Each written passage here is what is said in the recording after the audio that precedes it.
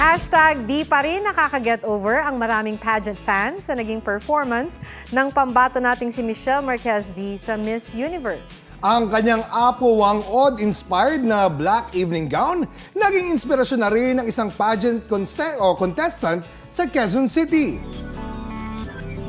Yan ang inirampang long gown ni Snow de Guzman Morales na disenyo ni Prince Aiki Morales. Kwento ni Aiki, nabuo niya ang gown sa loob lang ng 2 oras pagkatapos mapanood ang performance ni Michelle. Saktong may stock daw siya na materials para mabuo ito. Di raw niya pinapansin ng bashers na nagsabing walang originality ang gawa niya. Mukhang worth it naman ang pag-cram dahil ang nagsuot ng kanyang design nanalong best in long gown.